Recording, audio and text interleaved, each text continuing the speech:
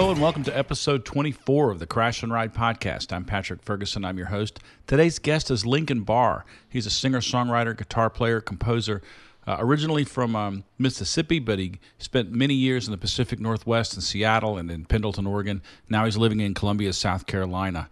Lincoln survived a pretty intense childhood. There was a lot of abuse, and he had some resulting depression as an adult. We get right down into that and talk about it. If you're not familiar with the program, Crash and Ride is a long-form interview podcast where I talk to musicians who survived anxiety, depression, substance abuse, and addiction. The idea was that if I could get musicians to talk about their lives before, what happened, and what their lives are like now, maybe we could start to see some of ourselves and the sufferings of others and figure out ways to help ourselves and help each other. I'm a working musician myself. I play drums with Mike Mills from REM. He and I are going to do a tour with Chuck Leavell and a bunch of other musicians coming up. Chuck Leavell was the keyboard player in the Allman Brothers, and now he plays in the Rolling Stones. That's going to be in late September, early October. I'll have those dates both on the Crash and Ride website and on the Patreon page, and I'll talk about it in the intro, I'm sure. Here's a couple of quick announcements. Crash and Ride is brought to you in part by Greer Amplification. Greer Amps builds the best boutique effects pedals available. If you're looking for an overdrive, boost, fuzz, compressor, or tremolo that is rugged, road-tested, and at home on stage, in the studio, or in your living room, Greer has a pedal for you. Nick and his staff strive to build the best products around with the best tone you've ever heard. They believe in their products, and they stand behind them too, backing each one up with a lifetime warranty to the original owner. Each Greer Amps product is hand-built in Athens, Georgia, USA. Go to www.greeramps.com or visit your favorite music retailer today. Crash and Ride is also brought to you in part by Jittery Joe's, a local coffee roaster in Athens, Georgia. They've got a special espresso blend they've named after the podcast. That's right, it's called Crash and Ride. It'll be available on their website soon. It'll be available on our website soon. It'll be available in cans from Hendershots Coffee, a musician-owned and operated coffee shop here in Athens, Georgia, and I think at all Jittery Joe's locations. There's going to be a live Crash and Ride episode coming up in mid-September at Hendershots Coffee where I'm going to talk to Bob Sleppy, the director of Nucci Space. Nucci Space is a nonprofit mental health resource center for musicians. They also provide a live performance space and a practice space, and there's a coffee bar there. And if you're someone who's suffering from depression, anxiety, you're having problems kind of holding it together, and you live anywhere within the sort of greater Athens area, you can go to Nucci Space and get a referral for subsidized mental health care. You can meet with a counselor and all that great stuff. That's nuci.org, nucci.org. Nucci's does a lot of amazing stuff I didn't even get into here. They do the Boys and Girls Rock Camp every year. They occasionally have physicians come in and do dentistry or hearing tests. They have a recording studio where they train young musicians to be recording engineers. It's really an extraordinary organization. And if you're anywhere near Athens, Georgia, you should swing by there and just stick your head in and check it out. Two more things real quick. There's a couple of nonprofits I'm a strong believer in. If you're struggling with thoughts of suicide, if you're contemplating self-harm, I would highly suggest you contact the National Suicide Prevention Lifeline. It's 24/7, it's free, it's confidential, it's staffed by trained volunteers. 1-800-273-8255 or just go to suicidepreventionlifeline.org. If you're a trans person struggling with anxiety, depression, or gender dysphoria, you can contact the Trans Lifeline's peer support line. That's 1-877-565-8860 or go to translifeline.org. Okay, today's episode. Lincoln Barr contacted me after hearing episode 19, my interview with Riley Walker. And he said, this episode made such a big difference in my life. I'm really grateful. He sent me some links to his music, and I checked it out, and I really liked it. And then we ended up meeting up. I was out on tour, and we played in Columbia, South Carolina. He's living just outside Columbia now. And then we hit it off, and I eventually asked him if he was interested in doing an episode, and he said sure.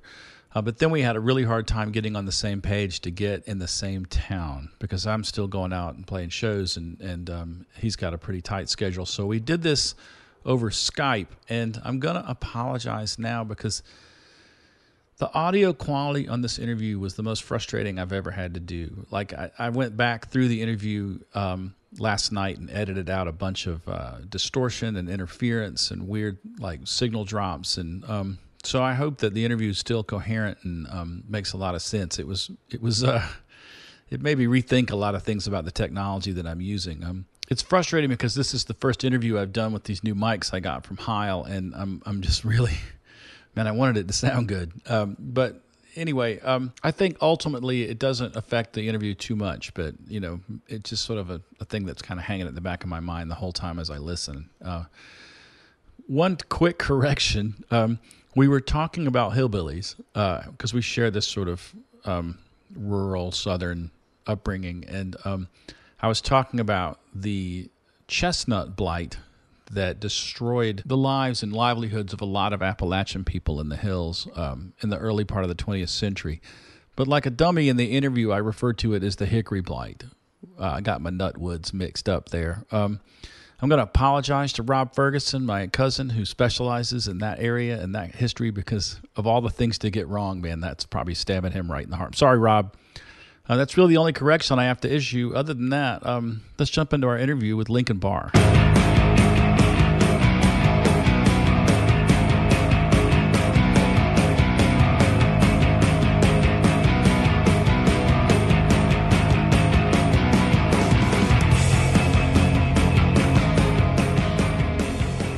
I'm here with Lincoln Barr, singer, songwriter, guitar player, formerly from Seattle, correct? Yeah, I lived in Seattle for about 12 years, lived in the greater Northwest for about 15 or so. Yeah, and now living in Columbia, South Carolina. That's right. See, the two things that I have listened to of yours is Cruel Dream, a soundtrack for the movie The Past Is Never Dead, and you have a full-length album called Trembling Frames. That's right. Yeah, we just put out the soundtrack earlier this year, and Trembling Frames came out in 2017. And they're kind of a piece. I mean, Trembling Frames is obviously mostly vocal music and very personal, and Cruel Dream is mostly instrumental, but it's a lot of the same players, and kind of, sonically, I think they have a lot in common. Yeah, they're very atmospheric, I thought. It's definitely like a big mood. Both of those records have a kind of... Are you familiar with the soundtrack to Paris, Texas that Ry Cooder did? Oh, yeah, absolutely. I love that. I love that. One of my favorites. I felt some of that vibe coming through. And I take that as a huge compliment. I mean, Ry Cooder and Jim Dickinson, David Lindley, all those guys that kind of played on a lot of that stuff. Jim Keltner, they kind of, that's the template, right, for that kind of atmospheric soundtrack work. They really showed us all how it's done. All guitar players, right? Like you didn't have to necessarily be able to write for an orchestra to create something that's evocative and supports the picture. Yeah, are you an open tuning guy or not? I have been at times. I don't think anything on either of those records is in an open tuning. Back in the older days when I was writing for my band Red Jacket Mind, our first couple of records, there were quite a few songs in open tunings. Yeah. And John Convertino, my favorite, drummer playing with acoustic instruments of all time is John Convertino from Calexico and formerly of Giant Sand, and I noticed that he was on this record. Yeah, John is an amazing dude, man. I just feel so lucky. He's kind of like family to me, even though we've played together on a couple of sessions and then met up at shows, and we did some touring together in the Northwest after I put out Trembling Frames. And he's just he's a heavy guy, just super, super musical, and never really plays anything the same way twice. He's so sympathetic, really listens and cues off the vocal in a way that, obviously he's not the only drummer like that, but he's the most like that of anyone that I've ever played with. And it was just really, he was just the perfect player for those songs, and really, really cued in like topically as well. Right. You know what I mean? Really understood why we were all there. Yeah. And you could really feel that commitment.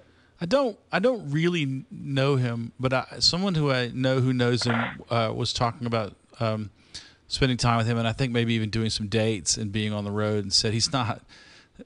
Small talk's kind of not his thing. like if you dive into a conversation, it's going deep early.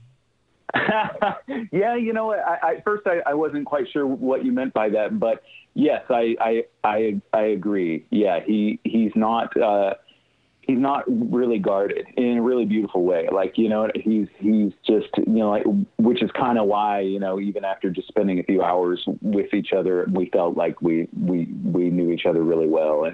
And that just has really enriched the music that we were able to make together too, I feel. Man, that's fantastic. So you've moved from the not quite so blisteringly hot Pacific Northwest to deep South. And you've been here, did you say 6 months? Is that right? Not even. No, my wife and I pulled into the driveway here in early June 8th. Oh, so wow. Just, a couple months and some change. Yeah. Yeah. And you're still sort of beginning to look around and find opportunities to gig and stuff, I guess.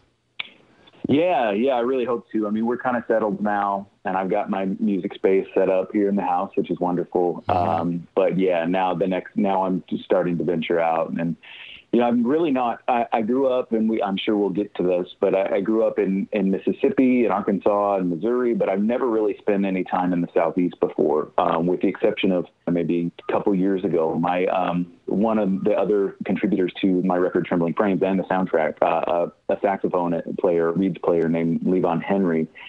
He was playing. His father is the songwriter Joe Henry, and Joe was artist in residence at Duke. He did a sort of a 3-night thing at Duke University that kind of led up to a big concert. So I'd always been fascinated with the Carolinas, and I'd always kind of wanted to visit, and that seemed like the perfect opportunity. And I got to see Levon, I got to see some great music, and so I spent some time there, and I really loved it. But before we moved here, that was the only time that I'd been in the area at all. So really just trying to kind of figure out what's going on and where will have me, and we'll take it from there. Is Levon named after Levon Helm? Oh, I'm sure. Yeah. I think so. My favorite drummers of all time. Yeah. So my God. Yeah. You mentioned growing up in the sort of Ark-La-Tex, Mississippi, Middle South, Delta South. And I've had the privilege of getting to do a little research and read a short story that you wrote about growing up there, but it seems like that was not an easy childhood. Well, yeah, and that's fair to say. And I think some of that is very specific to my family and my situation, but there is a cultural element too, right? Like we're all sort of products of where we come from, and that goes way back and way deep. You know what I mean? And my folks, my family, we're, and I say this with no derision, right? Hillbillies, right? You know what I mean? That's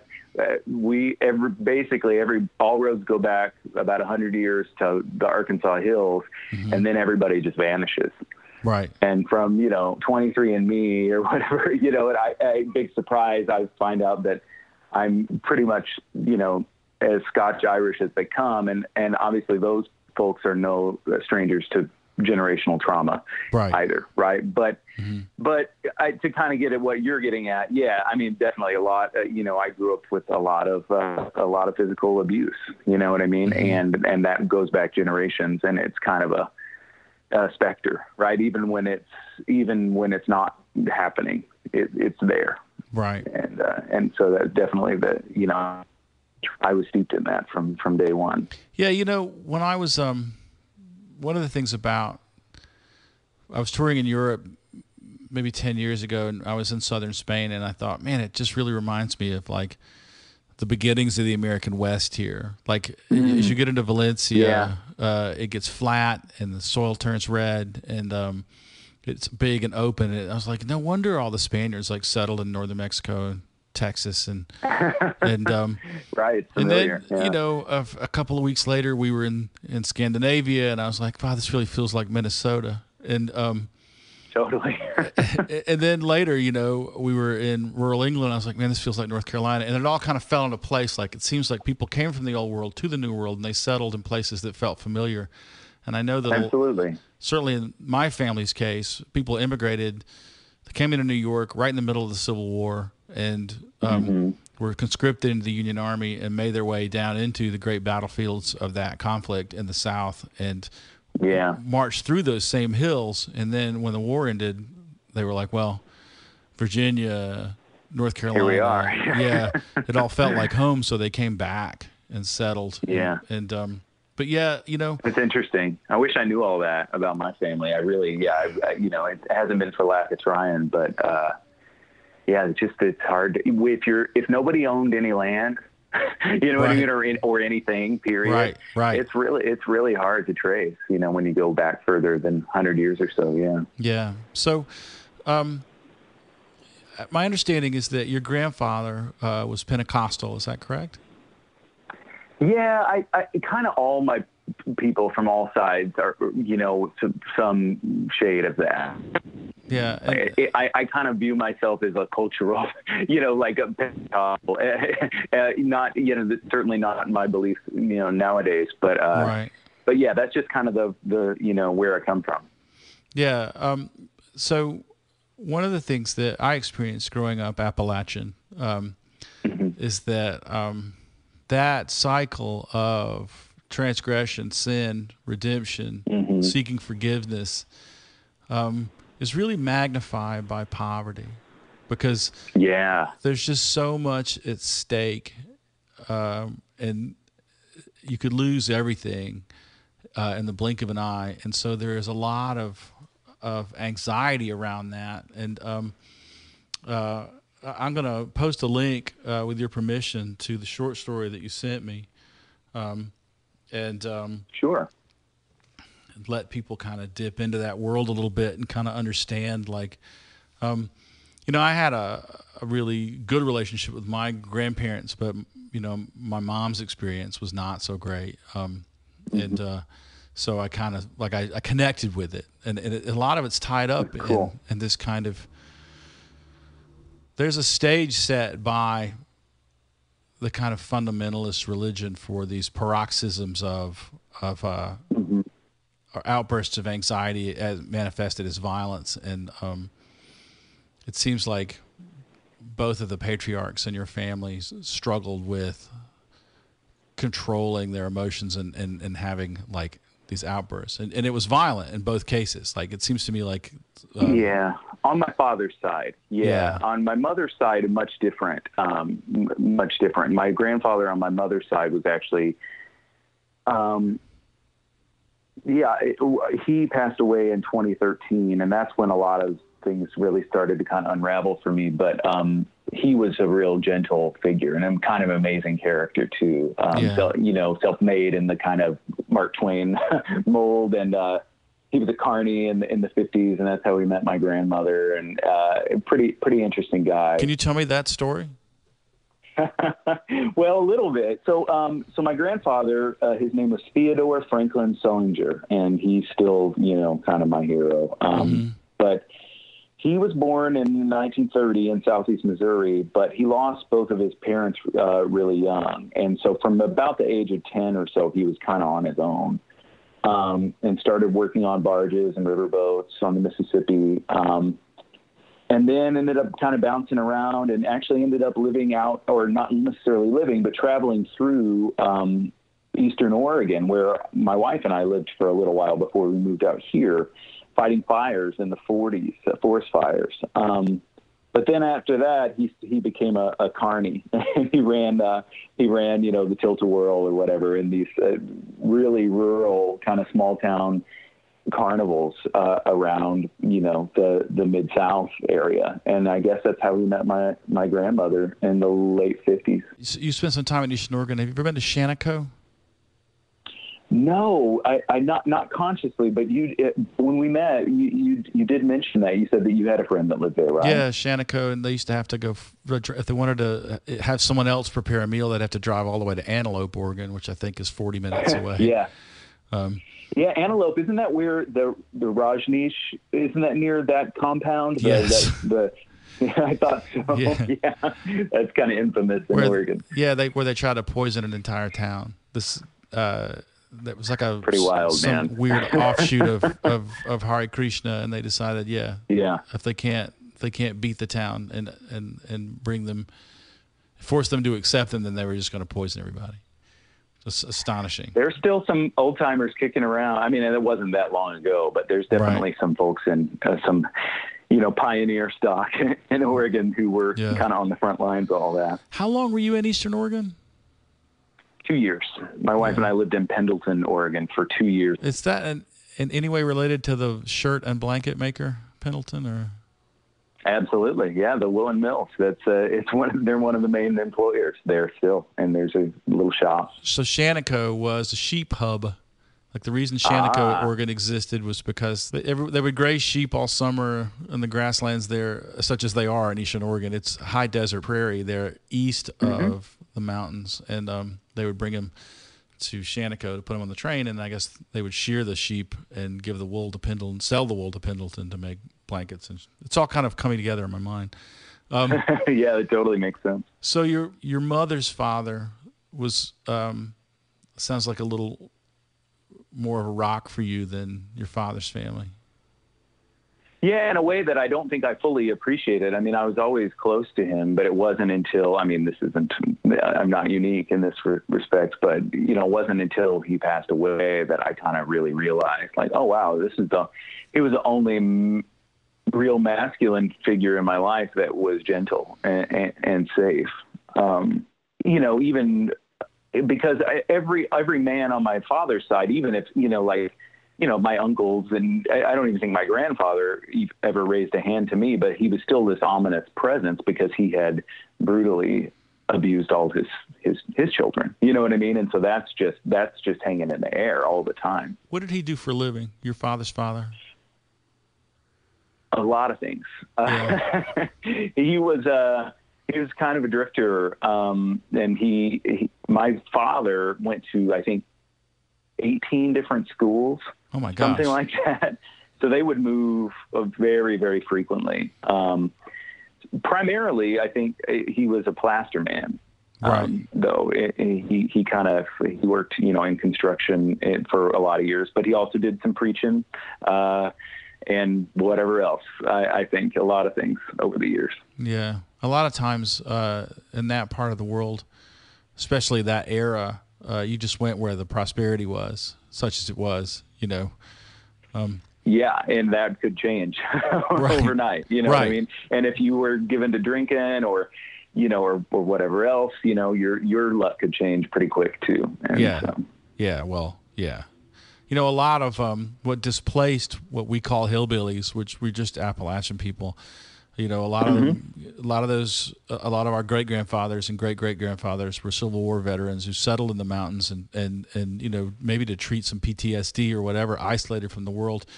And their world was pretty insulated until the hickory blight, which just preceded the Great Depression.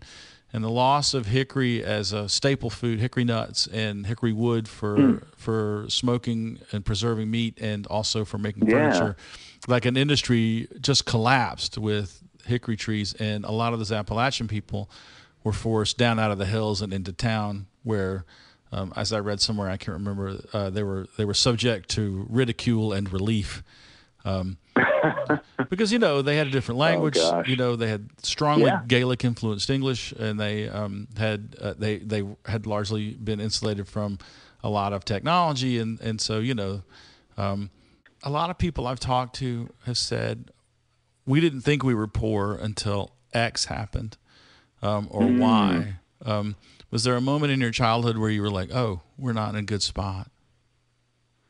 Well, yeah, there kind of was, although I was already sort of on my way out of the home. And I do think that my younger brother, so I'm the oldest of four. And I think that it didn't, we were doing all right in my immediate family until I hit high school. And that's kind of the story that you mentioned earlier. That's kind of when that story takes place. But my father, who had always sort of struggled with depression, and PTSD really, he kind of hit a wall when I was around 15 or so. And, that ended up, with him having to be hospitalized and losing his job. And then things really started to go downhill for my family. Was your father's father a drinker too? I think so. I mean, never that I experienced. I think he'd kind of outgrown that by the time I came around. But I do think that, that was an element. And that, one thing that I will say about, my family life is that was one thing that I did not have to contend with in the home. And that's a good thing. It probably saved some lives. Yeah. Your dad wasn't a drinker then? No, never was. I think there was always, for all its shortcomings, I do think that their priorities were pretty clear in terms of the way. And, fortunately, we didn't really have like substance abuse things to contend with. It'll often get in the way of priorities like keeping food in the house and, keeping people clothed. But certainly my younger brothers. So that was, I was already on my way to moving out and, meeting my wife and kind of making my own life. But, my family definitely struggled for a good 10 years after that. And my younger brothers, definitely dealt with a lot of poverty in their childhoods. You met your wife when you were a teenager? We met when we were 18 at Southeast Missouri State University in Cape Girardeau, Missouri. My experience with kids who are from highly disrupted homes, who sometimes they form these relationships pretty young, sometimes as a way of grabbing on to some other like bit of stability, like finding a life preserver. And sort of like this family that I've been in has failed to provide for me emotionally. And so I had some of that, but I'm certainly not with the girl that I met when I was 18. That's sort of remarkable to me. Yeah. So, I mean, my wife's story is her own story, and I don't think either of us were aware of this when we met really consciously, but looking back, I do think that there was definitely an element of, I'll be your family if you'll be mine. I'll rescue you if you'll rescue me. Exactly. You know what I mean? And we've hung on to that, and it hasn't been easy, right? Because we've had a lot happens between the ages of 18 and 37, right? And and a lot of that involves the sort of the scales falling off your eyes. Of okay, this is what this is where I come from. This is what I dealt with growing up. This is what made me, and this is now I gotta make the best of it. And but there's no doubt that having that stability and having that one person that you can count on, has kind of, for speaking only for myself, has made it possible for me to be here talking to you today. Yeah. There's no doubt, having that support was essential. So your dad had this profound breakdown when you were around 15, but were there signs when you were really young that that might be something that was coming, or did you see early symptoms of depression? I would say so. I mean, and this is something that in dealing with my own depression over the last decade, I can understand a lot better. But, so my father always had a very a bad temper, right? Like, he could really explode without a lot of provocation.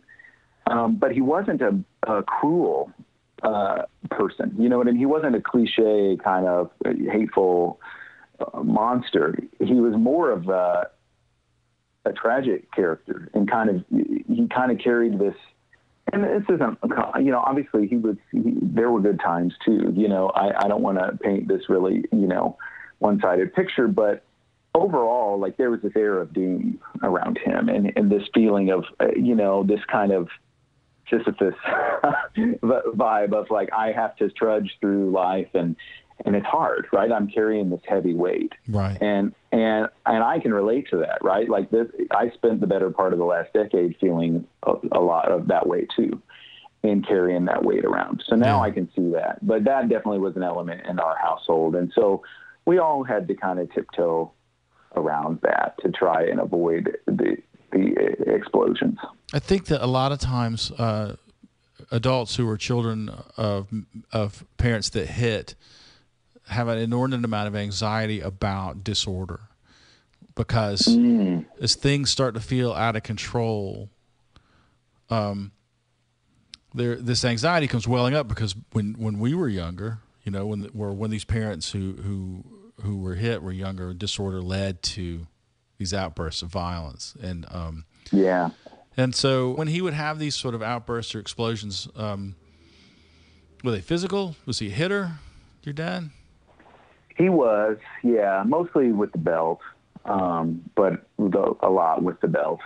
But over like what kind of provocation? Just kid stuff, you know. I mean, so we were 4 boys running around, or for a long time, just a couple, and then a couple more. Where there's about 9 years separating me from my youngest brother, but there's only 1.5 years separating me from my immediately younger brother, and so we really had kind of the same childhood. And it was just kid stuff, you know. It wouldn't necessarily take much. we weren't bad kids, and but it was more of a pressure cooker sort of situation. You know what I mean? Where sure, I really feel, again, looking at my own life, and I don't have children, and that was a conscious decision on my part. But my part and my wife's, but because we have, I think we both, well, speaking only for myself, I know that I still have a lot of work to do. You know what I mean? And It's really important for me to do that work, and then see what kind of good do. You know what I mean? Rather than necessarily visiting my shortcomings and insecurities and neuroses upon another generation. But the pressures of life, I really feel like would really just kind of build. You know what I mean? And that was just what my father knew, you know what I mean? Like, because that's what his experience had been, you know what I mean? If dad had a bad day at work, and then that you come home and you find out that Junior broke the vase or whatever, you know what I mean? Yeah. Do you remember a specific incident? Oh, there were lots. There were lots. So, memory is a really tough thing for me. And that's actually what my record, Trembling Frames, is a lot about. But because I don't have a lot of really vivid, specific memories. But when you experience trauma and you experience it so young, it really fragments the way that you store memory, and you're your kind of unconscious really comes to the rescue and to protect you, I think, to protect that innocent core from further damage, you know what I mean, by kind of obscuring and fragmenting these memories. So I really don't have a ton. I mean, there are a few, you know what I mean, but and they were really things like that, you know what I mean, or like, you broke something, or you punched your brother, or you lost one time I remember my little brother, we had this Ford Explorer in the 80s, I think. And, it was kind of a source of pride, it was a kind of a new vehicle, and we pretty proud of it. And we were at the car wash one day, and, my little brother, he twisted the rearview mirror off while my dad was washing the car. And, that wouldn't be good news in any household, but certainly there was a lot that followed that, him for doing it and me for allowing it to happen, and so there was a lot of that, and we kind of rode through all that together. That's funny. That was something that happened a lot when I was a kid. The oldest kid in the group, this was mostly in the summertime, my grandmother would deputize the oldest kid and say, if anything happens, I not in so many words, but like, you're in charge, Exactly. Yeah. So if one of the younger kids broke something or got into the wrong pasture where there was a bull or something, like, it was going to be on one of us, the older kids, to also be punished for that. Yeah, no, I can relate to that for sure. And, and I think, my dad is the oldest of 6, you know what I mean? So again, I think there was a lot of just kind of acting out this same sort of drama, once more. And, as I kind of look back, I do kind of see some of the abuse as a attempt for my dad to kind of communicate and share with me the pain he was going through. And I know that sounds really messed up, but, I think, my dad, he loved and loves me and all of his children. I know that he does. You know what I mean? Right. He had to carry around such a weight, and this isn't to let him off the hook in any way, right? But because what happened was wrong. But I also see that he was just, or at least maybe it was an attempt to sort of say, like, I'm in so much pain right? And I don't know how else to tell you or to explain it to you other than sharing that pain with you in kind of a literal way. And I don't think that was a conscious thought at all, but I don't know. That has made some sense to me over the years. I think that trying to find some empathy with the parent that was cruel to you is important to, like, finding some peace in your own life. Like, finding some place for forgiveness it's not easy because, you know, I mean, you were just a kid, right? And you didn't have any real defenses. Yeah, and you have to go, I think you have to feel the anger too, right? Like that's essential. And again, speaking only for myself, I mean, I spent decades just pushing that all the way down for survival. Right. And that, you know, it's kind of like the Shakespeare thing, murder will out. Yeah, I think that's the quote, you know what I mean? But it has to find a way out, and it will, you know?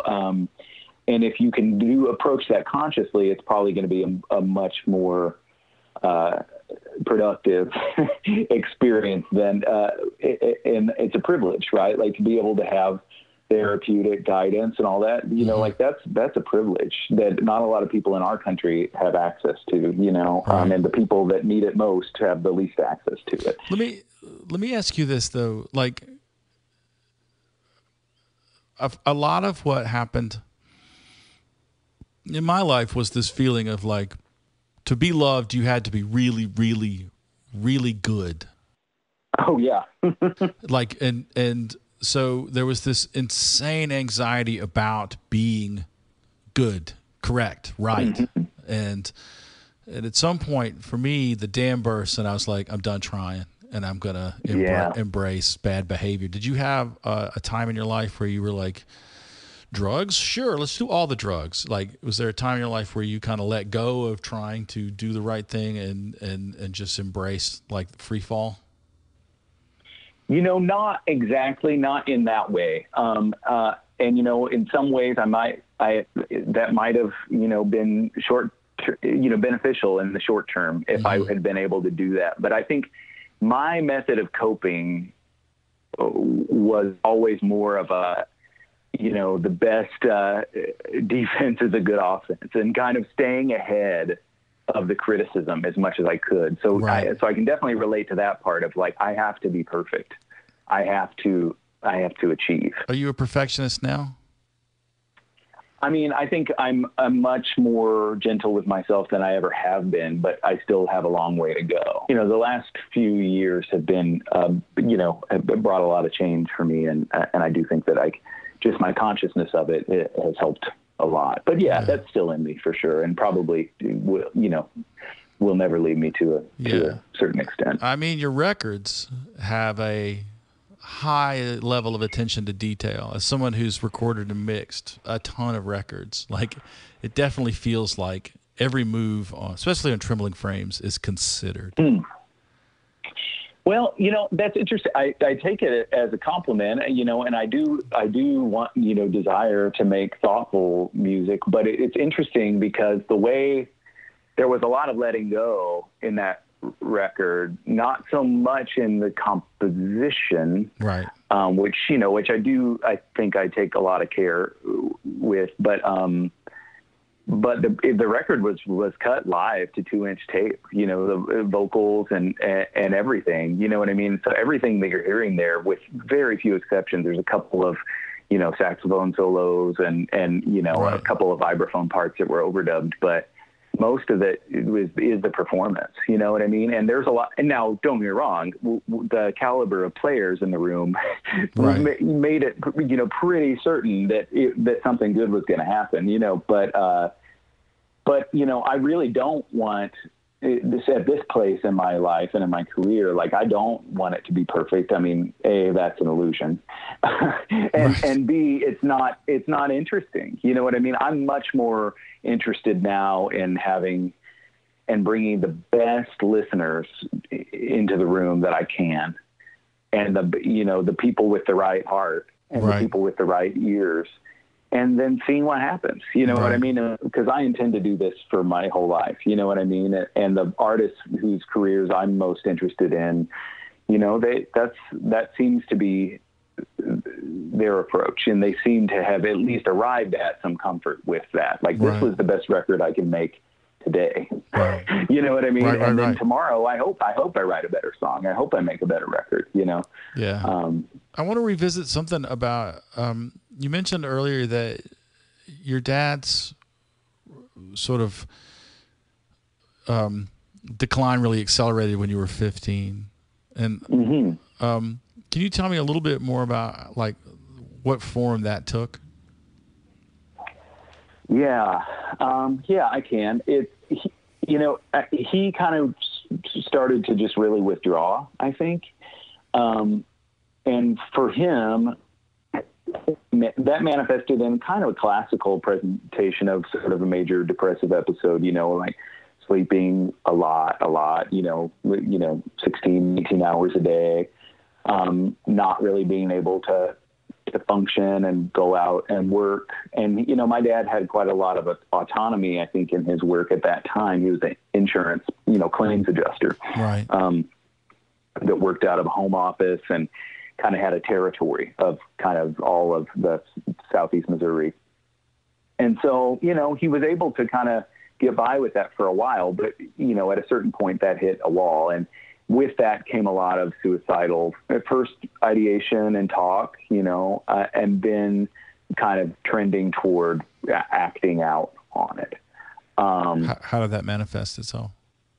Well, I think that he had a plan, to hang himself in our basement. That wasn't something that was actually something I found out later by reading a discharge paper, that I probably wasn't from his stay at the hospital. Right. But he had confided in his brother, my uncle, about this, and my uncle, who's a nurse, essentially arranged to have him involuntarily, committed to a hospital. Yeah. Yeah. And that lasted a couple weeks, and he came out of that experience a different person. And to this day, it's something broke in him. It's pride, you know what I mean? Some spirit broke through that experience. And I was at that point, I was already too big to really whip anyway, but I don't think he has been violent since then, because I just don't think he has the strength, and I hate that it took that, but he's just been a different person, but I haven't gone through all the same things as him, but my life, the last decade has had some similarities, and I am able to kind of have a lot more after kind of going through a lot of that anger, which I'm sure there's still some there, but I definitely have a lot more understanding, of some of what he was going through at that time. And I'm able to kind of see him as both the man that hurt me, child, right? That had gone through something that no child should ever have to. Yeah. So we have that in common. Do you have any speculation about what that hospital stay entailed that changed him so much? Not exactly. I mean, this might be way off base, but I think the way I've always understood it has been much more of it about the indignity of it that changed him so much, and the involuntary aspect. Do you think that pride was a part of the violence? No, not. I don't think so. I think anguish was where the violence came from, just his own personal anguish. I've seen in some abusive parent-child relationships, there's a narcissistic parent who punishes the child for shaming them in any way. Like if they're out in public and act out, the parent feels humiliated, and then they take it out on the kid.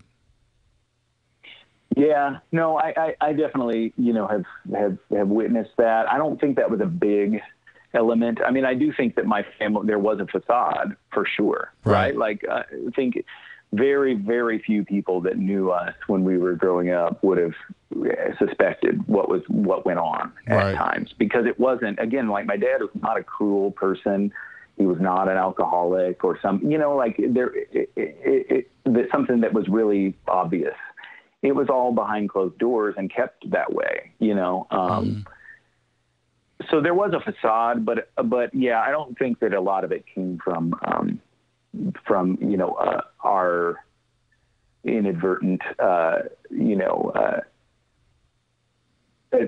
attempts to break that facade, or just childish, misbehavior. It was more of there was a deep well of anguish there. I think that would just that had to have an outlet at times. Do you think that perhaps there was something that happened to him at 15 that seeing you age into that age as the oldest might have triggered that final major depressive episode that had him hospitalized? Well, that's a really interesting question. It's not something I've really considered before. And I would say that my initial thought of, no, I don't really think it had anything to do with me. Right. I think it was something that had been building for him for a long time. And I think it was probably much more where the milestone that he was at in his life, which was but close to the age that I am now. I think he was probably around 40 at that time, or a little bit older. And I think it was more middle age for him, and it all kind of come into a head, and him having to deal with his own ghosts, his disappointment, which is inevitable in life. You know what I mean? Sure. His guilt around, maybe some mistakes that he had made, and all of it just kind of building up, I think. So you mentioned that there was an element of religion in all of this, and I think that in a lot of ways that's even harder for kids, because it's not just dad who's mad at you. It's your dad say, God and I are angry at you. And do you carry any of that still, or was that something your dad brought to the table when he was being horrible to you? Not a ton. I mean, a little bit, and definitely religion was always around. And I'm sure, right? Like, I know I've read enough about, psychoanalysis and all these things, right? I'm sure there was some confusion there around the, God the Father and my, earthly father and all these things. But I don't think it was usually presented quite in that way. It wasn't, it was more about like, transgression, confession, redemption on a miniature scale within our house. And so in that sense, it was like, you've offended dad. Now you have to confess.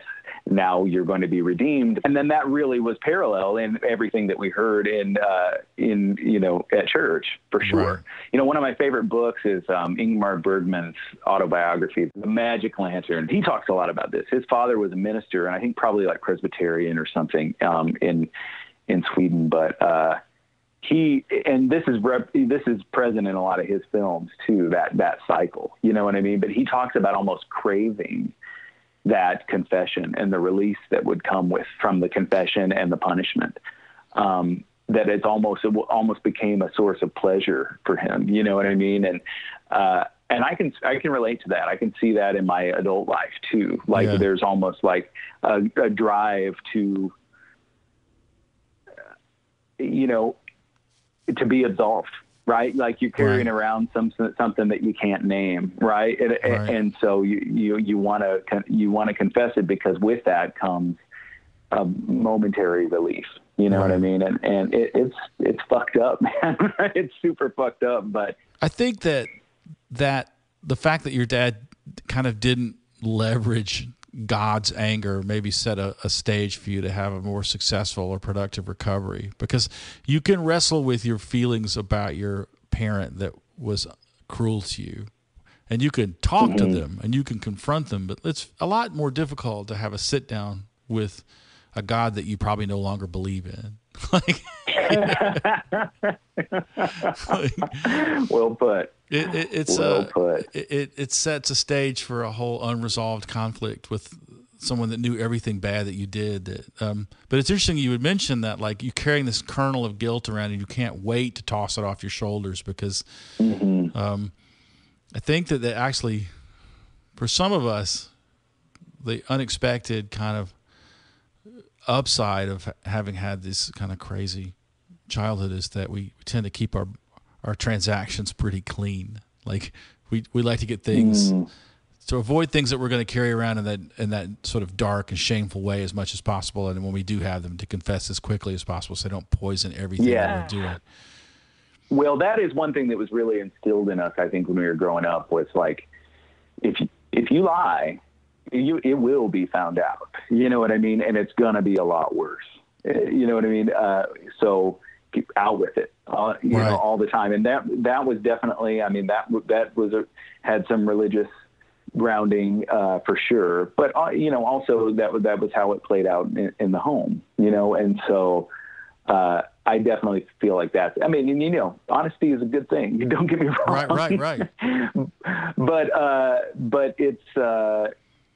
But there's no doubt, right? Like that has been an element in my adult life and my relationships in my adult life of like, I've got to unburden myself, and that, you know, because otherwise I'm gonna explode, basically. Right, you know?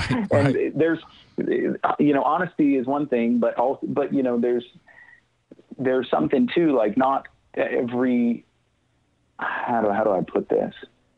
That, you know, like privacy is also an important element of a healthy adult life. You know what I mean? And everyone's entitled to their own privacy. And that's one thing that there certainly wasn't in my home, you know, growing up, is privacy.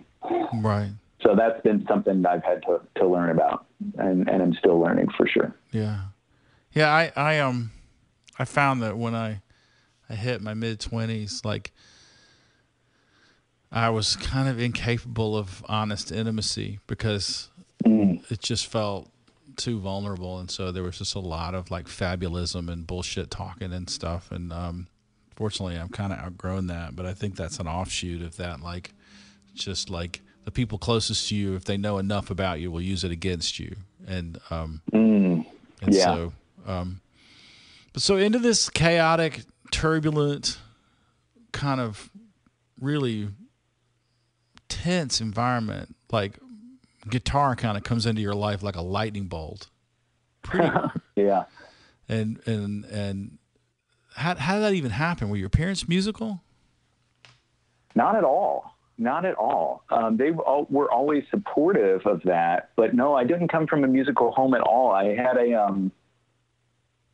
my great grandfather on my mother's side would sing, and I think he might've played a little bit of harmonica. But I have a tape. It's one of my most treasured possessions of him singing Jimmy Rogers songs a cappella to me, with my grandmother, great grandmother, correcting him on the lyrics. So I mean, he, you know, there was a little bit of that, and there obviously was music in church, and the Pentecostals are kind of one of the more lively denominations when it comes to the music, and so there was a little bit of that, I think. But in my home, no, nobody ever really played or even really sang. And so I don't fully recall like where I really got the idea. Now, when I started playing, it was in the early 90s, and that was when Nirvana and all those bands were really starting to hit. And so I do feel like, and at this time I lived in kind of in the Memphis suburbs, and and I do feel like every kid in my school, right, like was getting a guitar, you know? Right. And so that's probably kind of where it came from, but immediately it became a really big deal to me. It wasn't just a hobby. That's for sure. Do you remember your first guitar? I do. I still have my very first guitar, which was my mother's guitar. So my mother had a guitar when she was a kid, and never really, I don't think it ever really stuck, but she did keep it, oddly. And I don't know if maybe there was a thought like maybe one of the boys will pick it up. I don't know, but we still had it for whatever that's worth. And it was a German-made classical. I think it's called a Granada guitar, and I've still got it. But so I poked around on that for a little while, and then my dad took me to the Musitron in Memphis, Tennessee, and bought me a Epiphone Les Paul. I got to say, I may be able to shed some insight into why your mom hung onto that guitar. She's Appalachian, and it was a thing of value. You're not getting Sure. rid of it, you know? Well, that's true. Yeah. And it was, right. Like it wasn't and isn't a piece of junk. I mean, it's still, right. It's actually a pretty cool guitar. You know what I mean? I don't think it's worth a lot, but in 1968 or whenever he bought it, right. I'm sure it set him back. You know what I mean? They saved for it for sure. So I think you're right. I think that there's something to that. Do you use it on recordings ever, that guitar? I haven't recently. I mean, I definitely have done a little bit of writing on it over the years.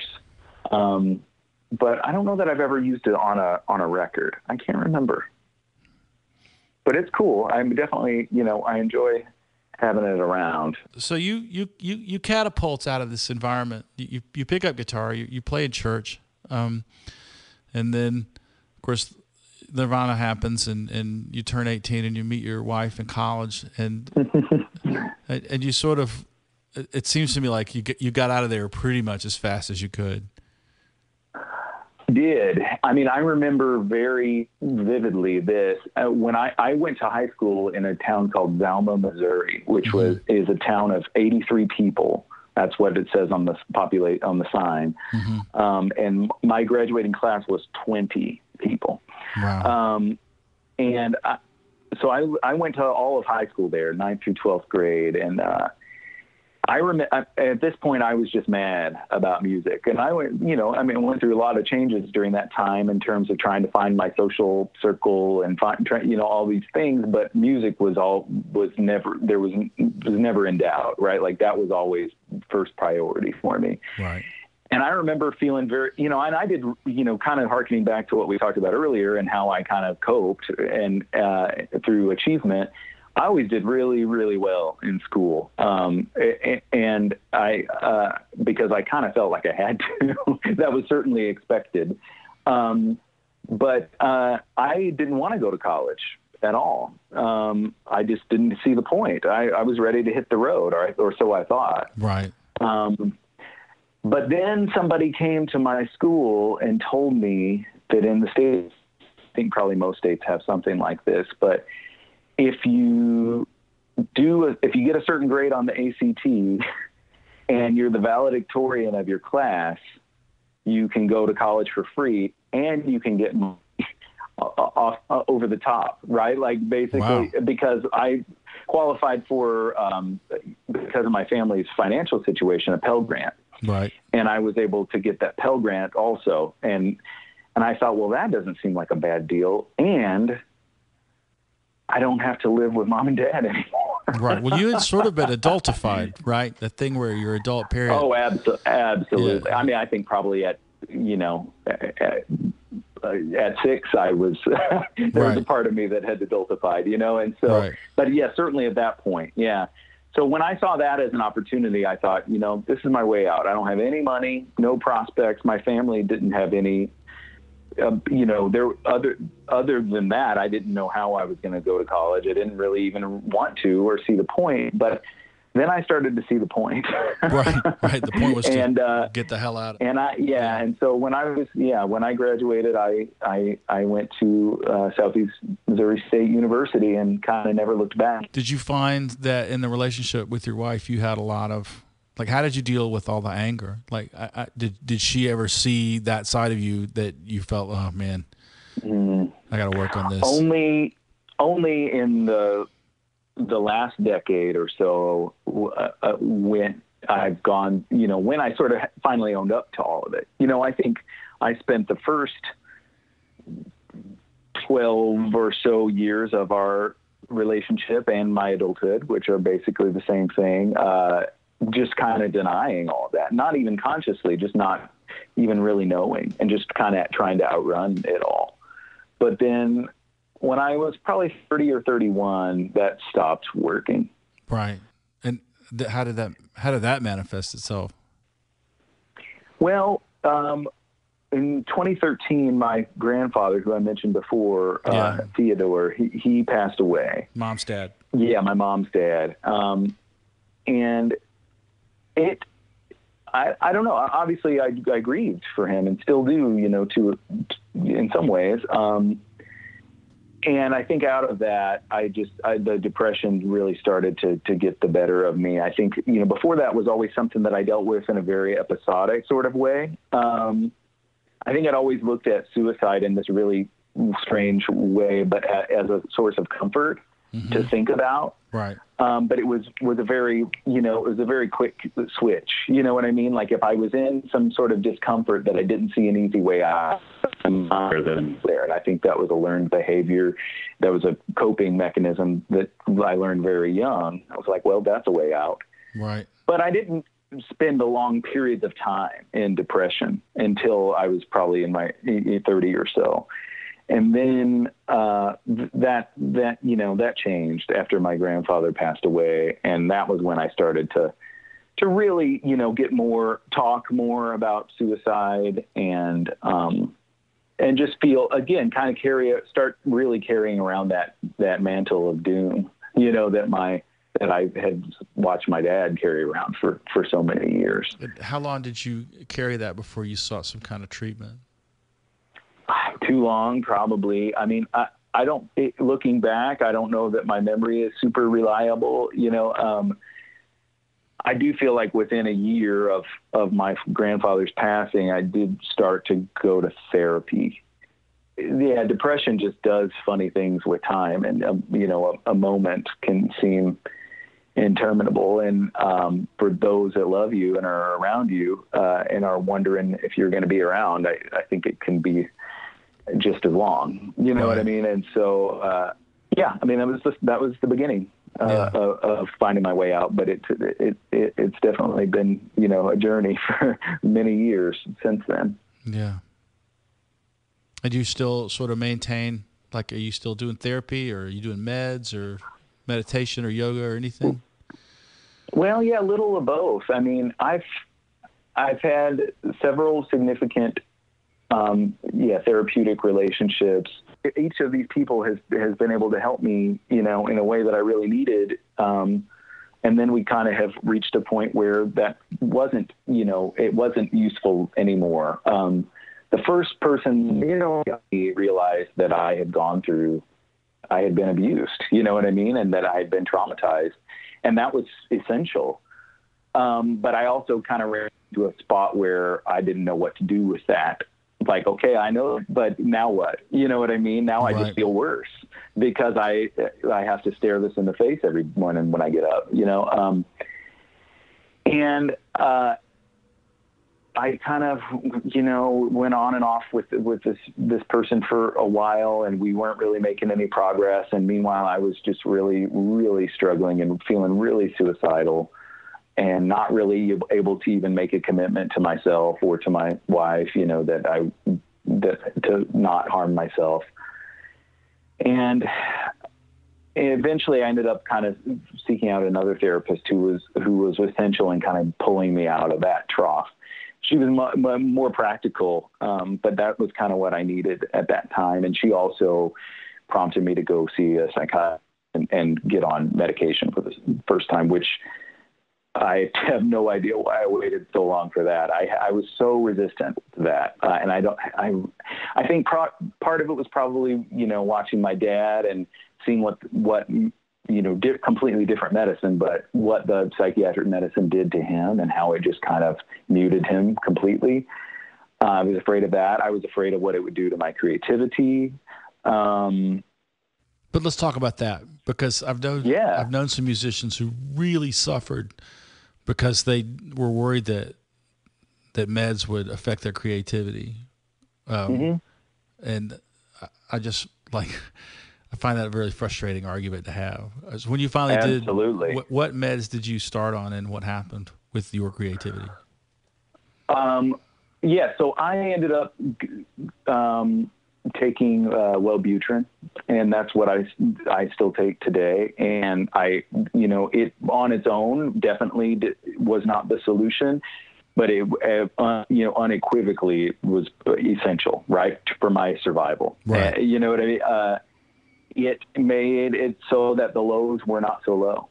You know what I mean? Right. And honestly, that's really all it's done, detectably. I think that which is exactly what I needed it to do. You know what I mean? I just needed to not have so far to fall, so that I could do the work that I needed to do to grow, right? And to start to make sense out of this and put my story in order. Right.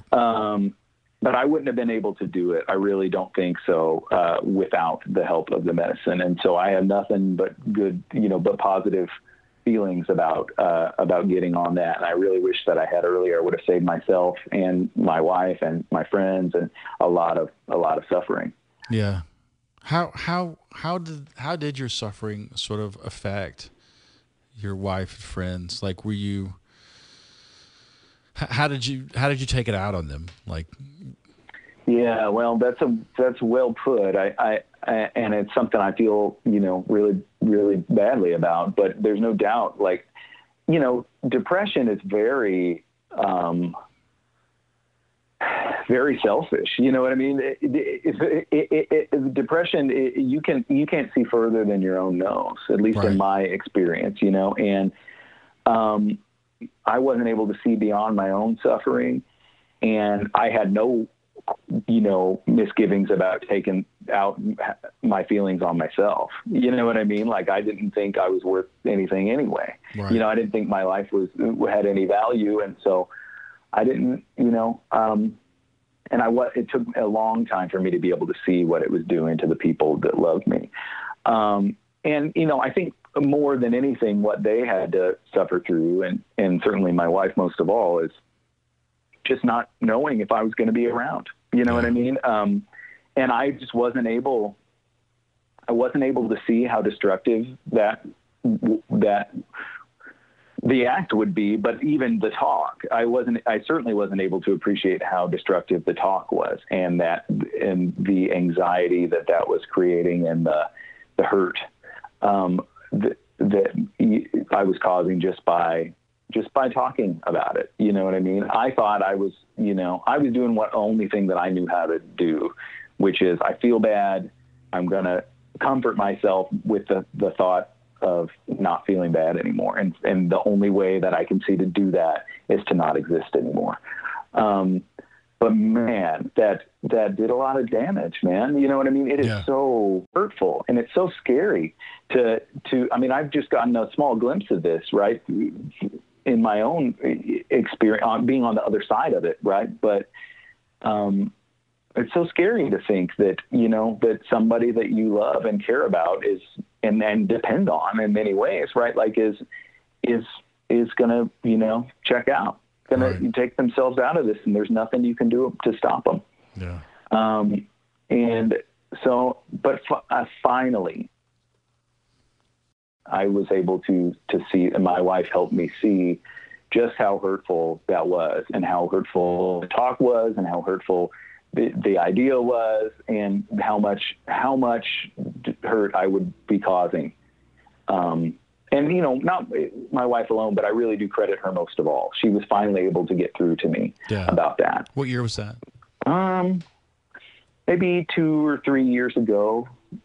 Maybe, I don't think things really started to turn around. I started taking meds in 2017, the year that Trembling Frames came out. Right. I've always kind of gone through this cycle with albums, even before I knew anything about my own past, honestly. But this postpartum feeling, I think that's pretty common. I don't think that even at a certain point is even, pathological. But I had a major postpartum period when I made Trembling Frames. I mean, it was such a turning point for me. And I felt so good about it, and still do. I'm really proud of that record. But after I recorded it, it was such a gratifying experience. But I just remember falling so low when I was done with that record. Yeah. And, as always happens, especially in the independent world, like, there was almost a year between that record being finished and it coming out. You know what I mean? And so that was a long year. That was a year to contemplate the void, I think, in a lot of ways. And I didn't start taking meds until early 2017. And that, I think, And that was around the same time that I do think I was finally able to appreciate and just say to myself, commit to myself, I'm not going to do that. And I don't, it's not because I don't feel like it. You know, I don't have to feel like living to commit myself to living, right? Like, because I'm gonna have some faith here that I'm not always gonna feel this way, and I know that I'm actively doing things that are gonna help me not to feel this way. I'm building new muscles, right? Like, I'm getting new tools, and things are going to be different for me someday. But they're only going to be different for me someday if I stick around to see that. Right. You know. Right. And things seem like they're going pretty good now.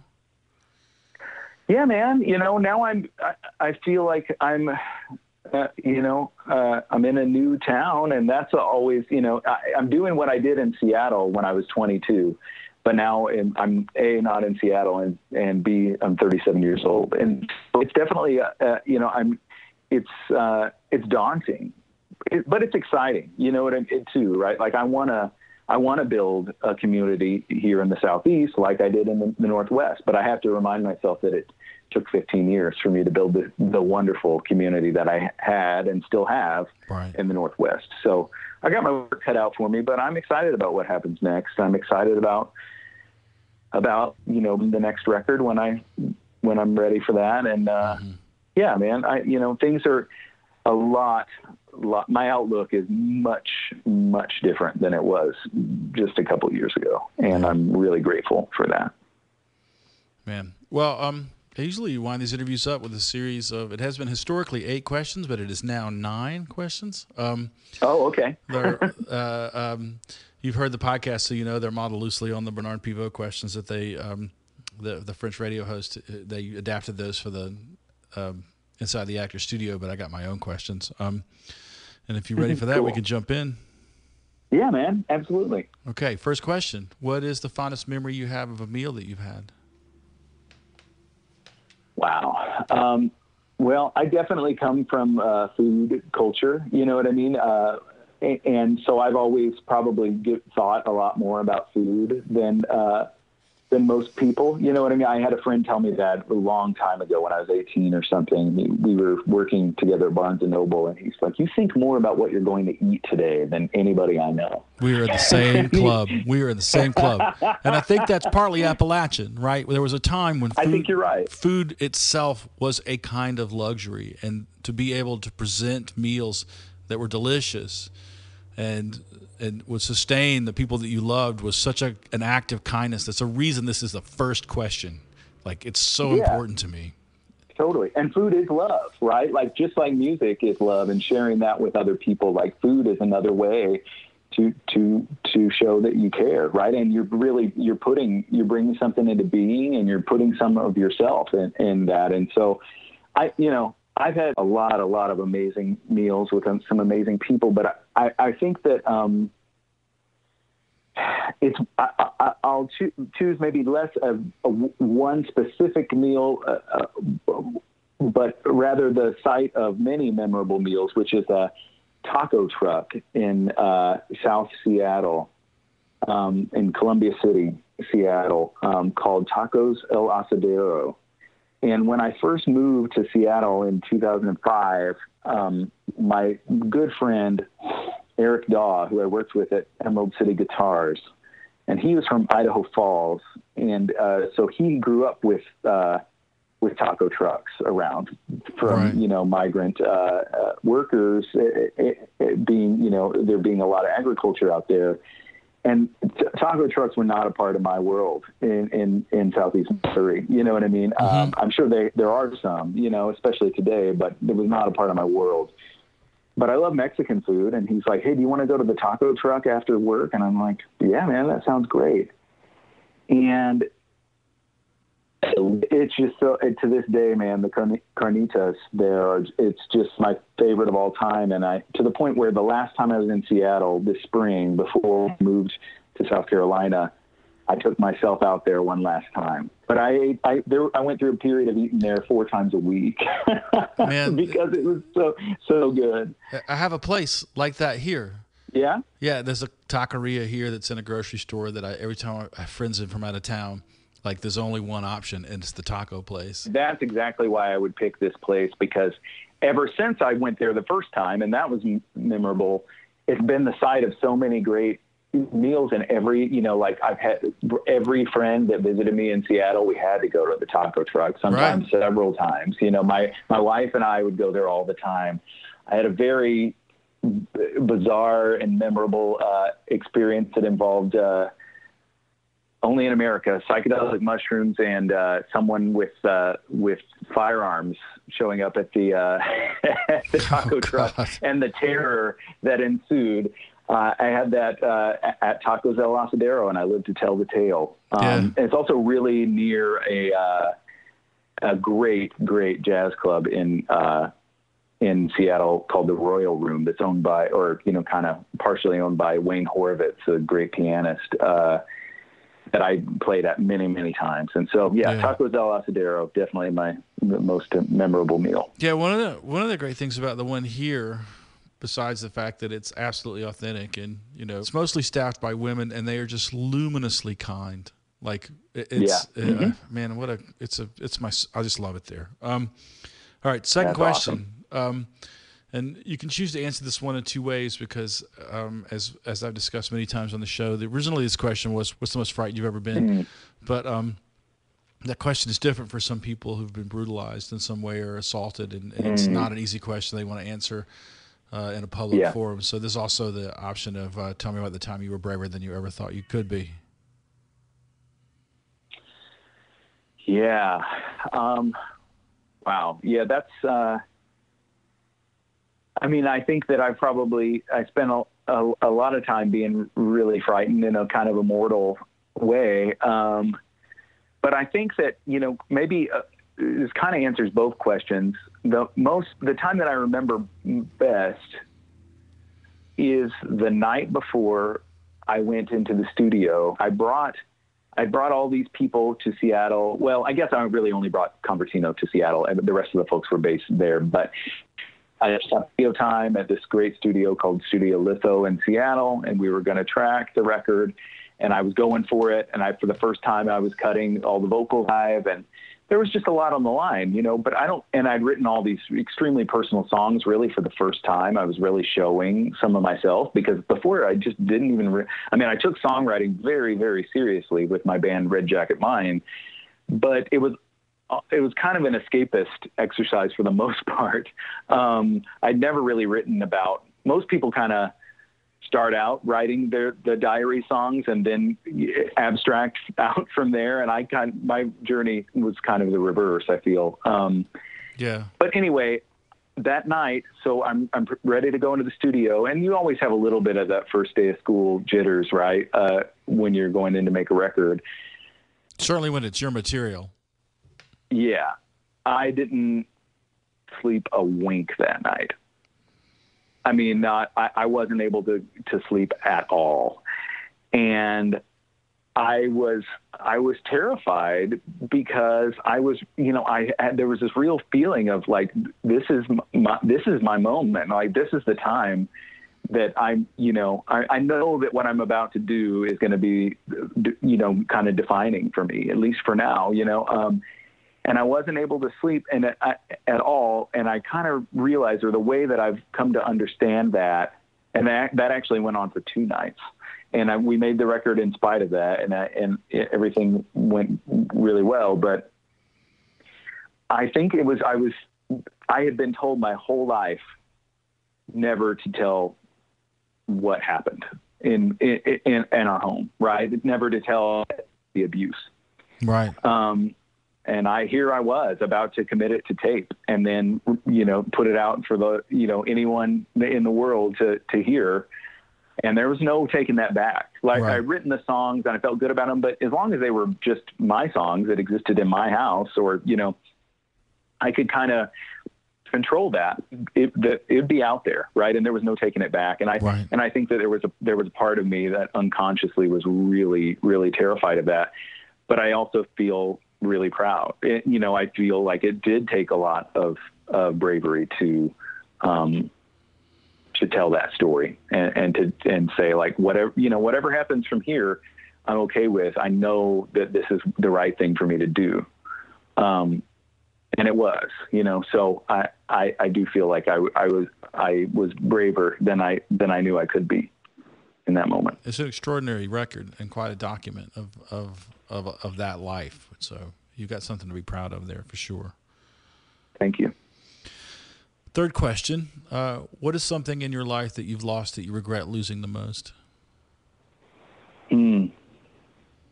Well, I think that, this might sound corny, but it's way too late for that, I guess. I think that my innocence, you know what I mean? I think that my childhood is the thing that I lost that I'm not gonna get back. I can move on. I can go, I can still make a good life for myself, but there's no going back and restoring the child. And with that, I feel is really important is like the connection between my mind and my body. Right. If that might sound weird, but so much of my sort of journey through all of this has been about getting back in touch with my physical being, because I think I really retreated into my mind, to survive. Because it was too painful to be in this body. Right. You mentioned earlier that you felt like you were probably adultified at 6 or so, 6 years old. Is there an event that you remember where you thought, oh, I'm the grown up in the room right now?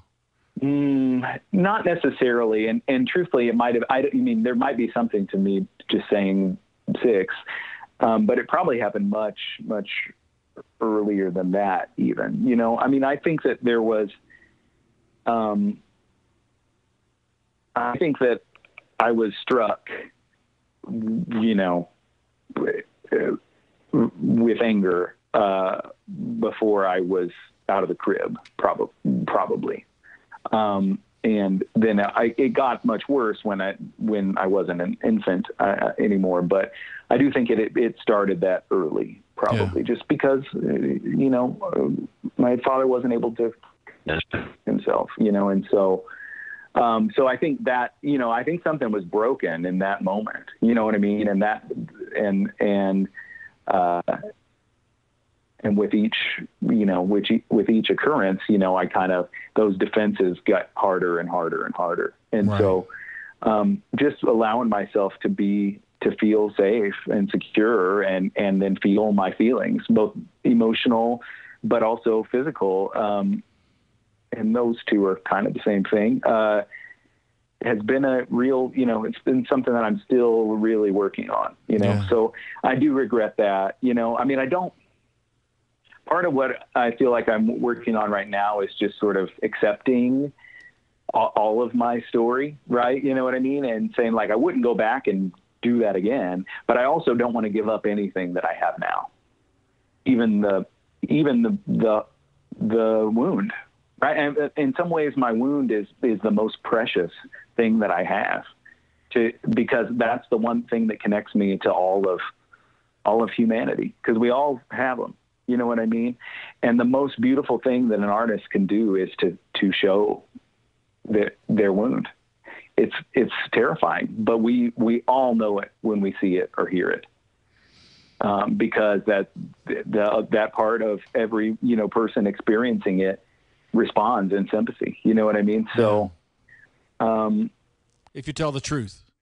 Exactly. And that it doesn't have to be even about, I don't have to be talking about I'm upset at my father or I was beaten or I was terrified or, but you're speaking from that place. You're speaking from that tender place, that vulnerable place. And there's that moment of recognition as the listener, I certainly know it when I hear it. Yeah. And that's where I want to speak from that because that is that vulnerable place is it's what I have to give that nobody else has. Right.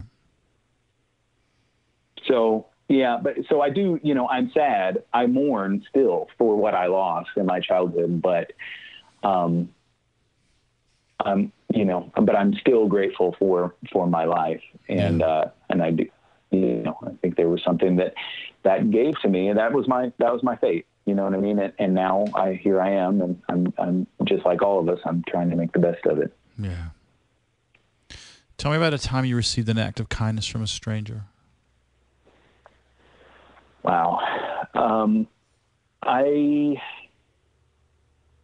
There have been a lot, but I think that one that really stands out to me because it happened, it was in a dark time, a dark moment for me, is when I was living in Seattle, and right when a lot of this stuff was starting to really come to bear, I had a time, I promise this is going somewhere, but I was dealing with this. Do you know what angular cheilitis is? No.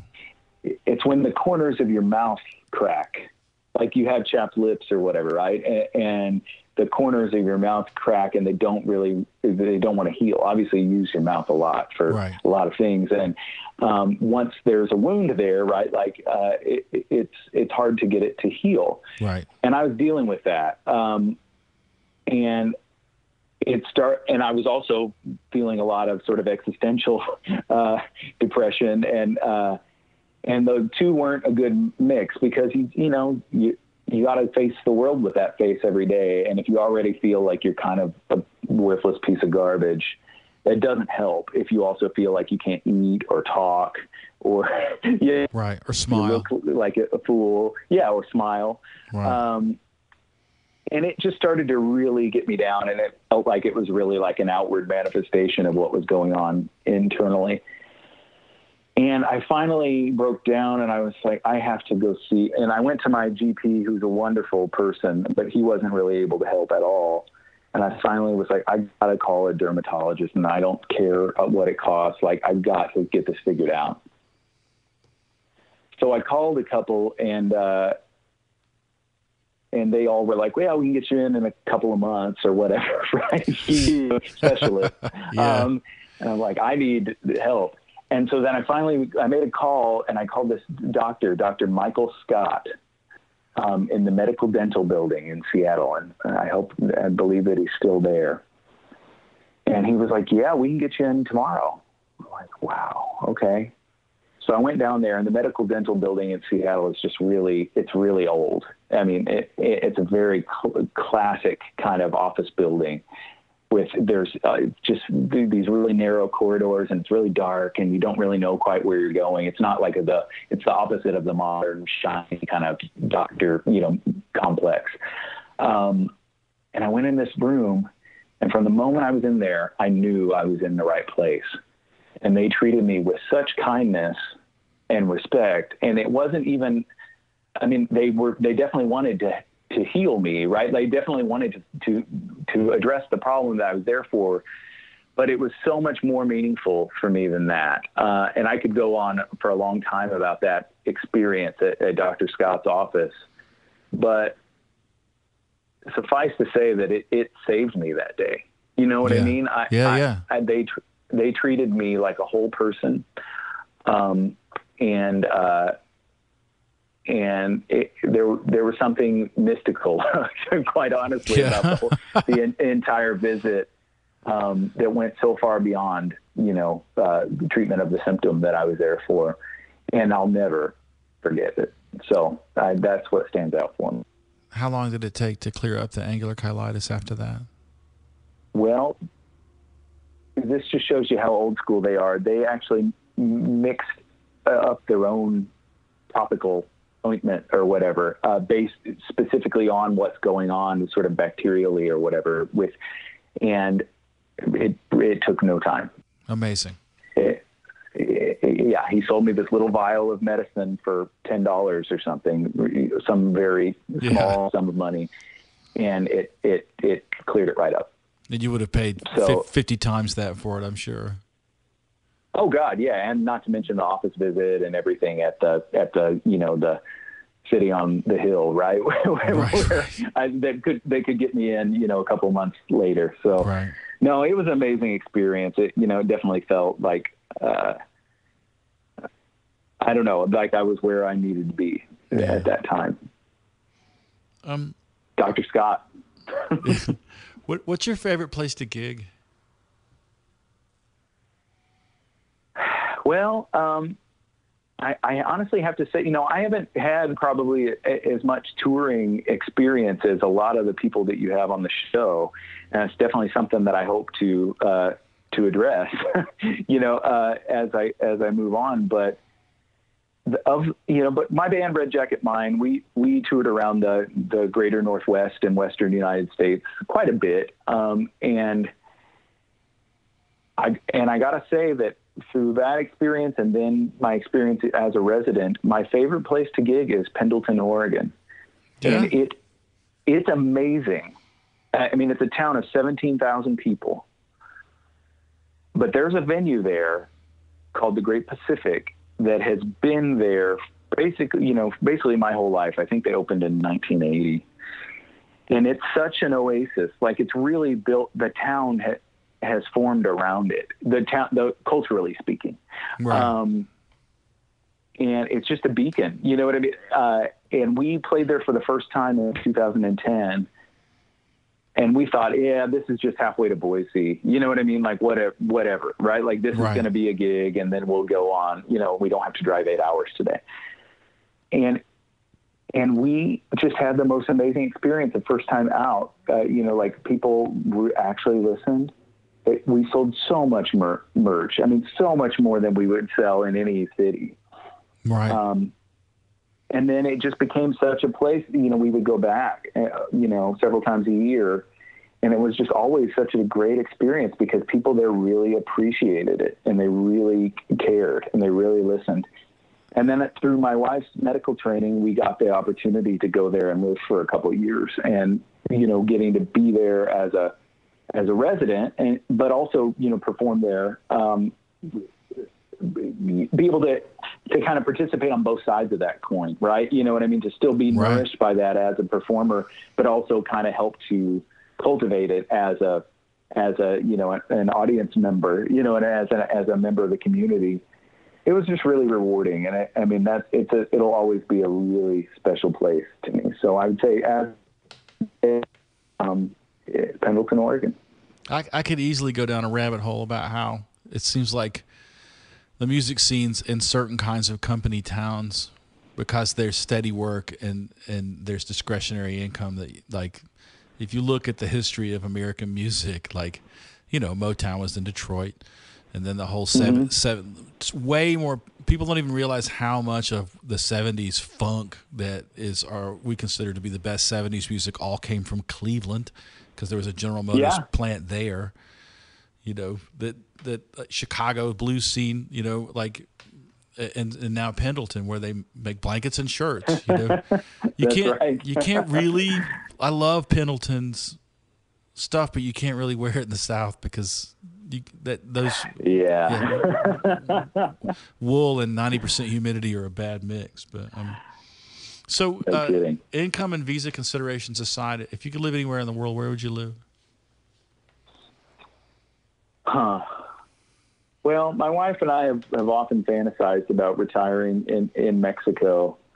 And there is something about we've gone to visit different places on the Yucatan Peninsula a few times, and there's just something about the pace there that is really appealing, and the people and the food. So I guess I would probably say, Mexico of the places that I've been.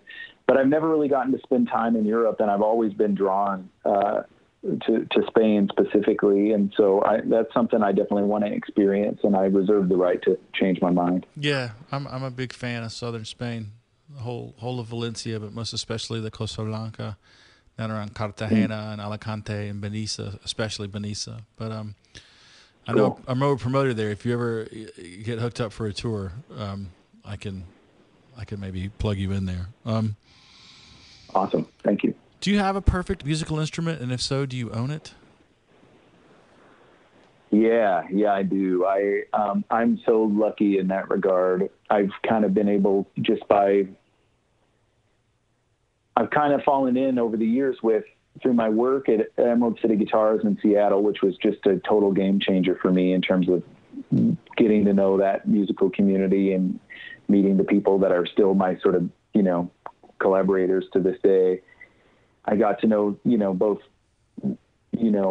craftsmen, right? You know what I mean? And creators of musical instruments, and then also just folks that are, reputable and good dealers. And so I do have a lot of really great instruments, but I think there are two that really stand out for me. And one was made by the gentleman who introduced me to the taco truck, Mr. Eric Daw, who now lives back in Idaho Falls. And he has a company called Pinup Custom Guitars, and he makes vintage Fender style guitars, mostly Telecasters and Stratocasters. And everything is just down to the finest detail. He just really, he was going to say he really just understands what makes, he does. He understands what makes those 50s and 60s guitars so special.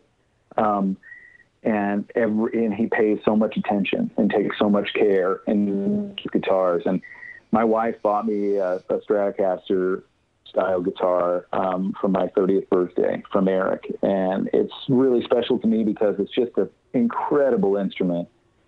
And obviously my wife got it for me and my good buddy made it. So I'm really grateful for that instrument. And then more recently, at Thunder Road Guitars in Portland, Oregon, I bought a really incredible early 40s Gibson LOO acoustic guitar from my friend Will there.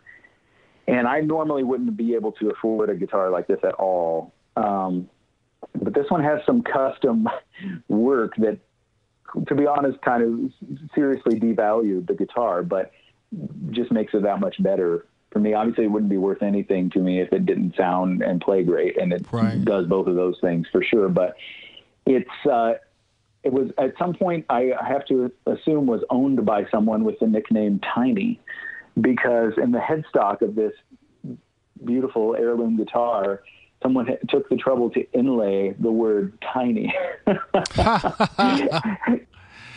I wonder, is there a way to maybe try to find out whose guitar that might have been? Is there an Okie performer who came up from the Dust Bowl up the West Coast from California named Tiny, or that would maybe make perfect sense. I should do some research. My friend Will that sold it to me, he didn't really seem to know much about its provenance beyond the person who had last owned it. But I think the Tiny there for quite some time. But it's just such a cool guitar with so much character, and it just sounds amazing. So that's damn near perfect. Back to your electric for just a minute. What pickups are in the Strat? Because Jason Lawler's from real close by there, I think. Jason Lawler is now he's down in Tacoma, but he was on Vashon Island for a long time. And I have several guitars with Lawler pickups in them, and I love Jason's work. Yeah, they're great pickups. But what makes I have Jazzmaster with Jason's pickups that I just love, and I think I have a couple of his Tele pickups in a couple of different guitars. But what makes Eric's guitars really special, I think, is that he hand winds his own pickups. And he really has spent a lot of time studying, and Jason has too, right? But he has spent a lot of time studying what makes those vintage Fenders different than other guitars, or even more modern Fenders. And he is not afraid of letting a pickup be microphonic. And I think that that's a real key to making those guitars have the same sort of resonance that they do. And so the pickups are a little bit microphonic. Isn't the way they prevent microphonic pickups by potting them or something? That's right. Yeah. And if you have a really high output pickup, you better do that, or else it's just going to scream. You know what I mean? Or in a hollow body guitar, it becomes more important. But, those single coil pickups in the vintage Fender, that's the other thing, is the winding, they were much lower output than a lot of modern pickups, which are all about being as hot as can be, to be loud, to push the amp harder, to be more distorted, and that's not how you really get the tone. Right. And so, and Eric just understands all that really well. And so the guitar, it's super resonant for, a small solid body guitar. It sounds really great unplugged. Yeah. And the pickups are terrific. Everything is just right on that guitar, and I love it. Is there an instrument that you have? This is the new question, by the way. Is there an instrument that you sold that you regret selling? Would you like to get back? Yeah, kind of. Not necessarily because I'm not really a horse trader when it comes to instruments. I generally pick out one that I love, and I'm like, yeah, this is it, and I'm never letting it go. I have had to sell a few things over the years that to finance tours and recording and mixing and all these things, what we all do, And most of that I don't really have regrets about, but there are. My wife bought me a Telecaster in Murfreesboro, Illinois, for one of our first Christmases or my birthday or I don't even remember, maybe even Valentine's Day. And it was a Mexican Telecaster. It was kind of that Keith Richards style with a humbucker in the neck. Yeah. Blonde finish. And it was a cool guitar. I mean, really cool. And I played it for years. But I think once I started to get immersed in this vintage and high end and boutique sort of world, I didn't fully appreciate it anymore. You know what I mean? I thought, oh, well, this is a good guitar, but it's only a Mexican Tele and it's only worth a few $100s or whatever. And it seemed expendable when I started to record professionally, and we know how expensive that can get. Yes. And I did what I thought I had to do at the time, and I sold it to somebody for $400 or $500.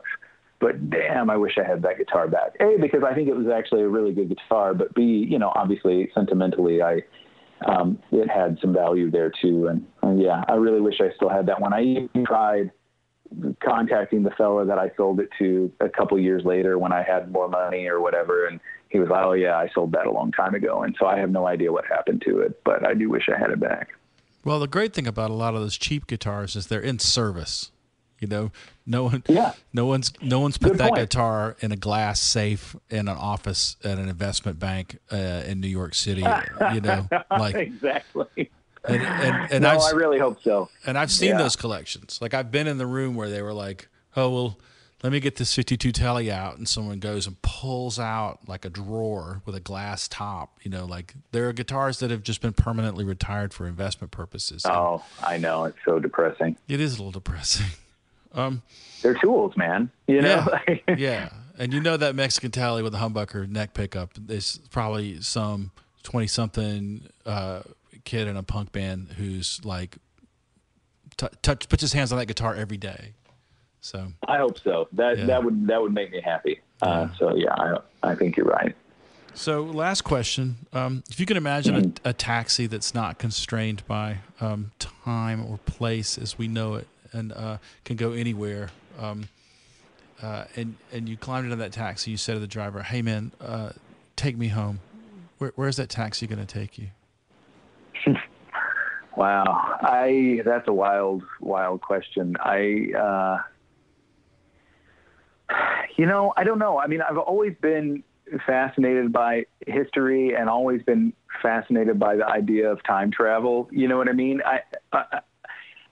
It would be an amazing experience to just kind of see with my own eyes and feel what life has been like in different times and places. You know what I mean? But I don't know that there's a specific one that necessarily calls out to me. But there are a couple places on Earth where there's just that when you land there's that feeling of recognition and that feeling of like, there's something in this place that speaks to me and I feel comfortable here in a way that I can't explain. Right. And Memphis, Tennessee is definitely one of those places for all of its faults. I've just always felt good there. And I mean, and then obviously the music that has come out of Memphis has been incredibly important to me.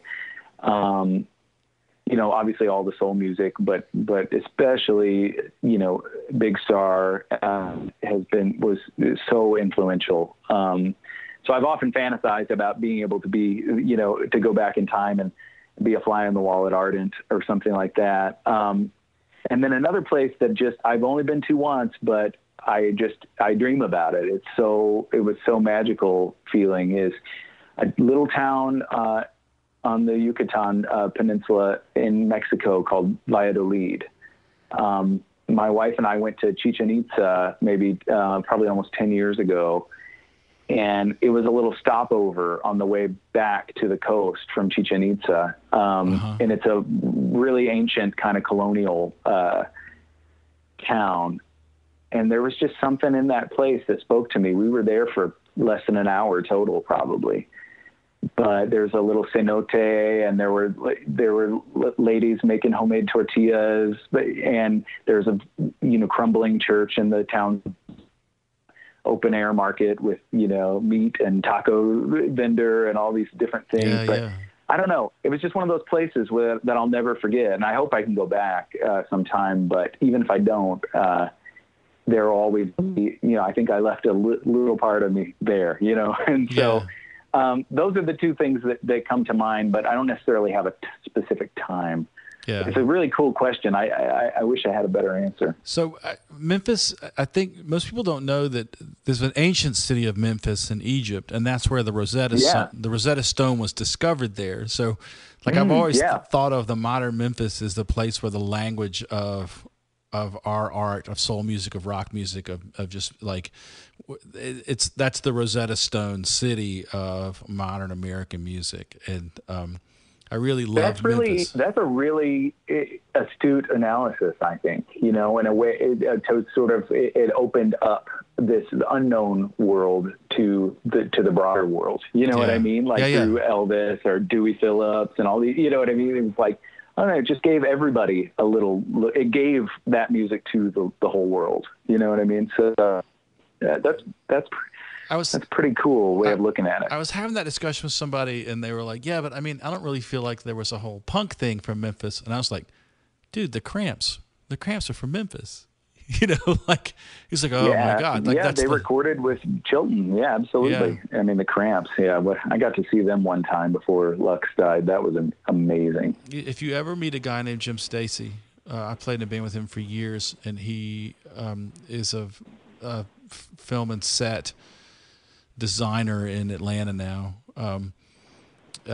He has the most amazing Cramps story. I'm going to have him on sometime. Oh, cool. I'm going to make him tell that story. Nice. Well, man, this has been great. I really appreciate you doing it. I need to take you for tacos at my spot. And we need to get you down here to Athens to do a show. You're not that far away in Columbia. So. No, I would love that, man. I hope we can make it happen really soon. And no, I thank you for the opportunity. I know I told you this on email, but I just really appreciate what you're doing. I think it's really, really important, and honored to be a part of it. Thanks, man. I really appreciate you being a part of it, and I can't. No, I know it's a lot of work too. So yeah, I definitely want to acknowledge that. So yeah, no, it's my pleasure. Oh, thanks, man.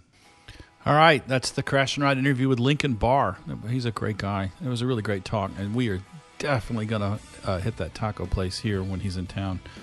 Remember, if you're struggling with thoughts of suicide, if you're contemplating self-harm, you can always call the National Suicide Prevention Lifeline, 1-800-273-8255, or go to suicidepreventionlifeline.org.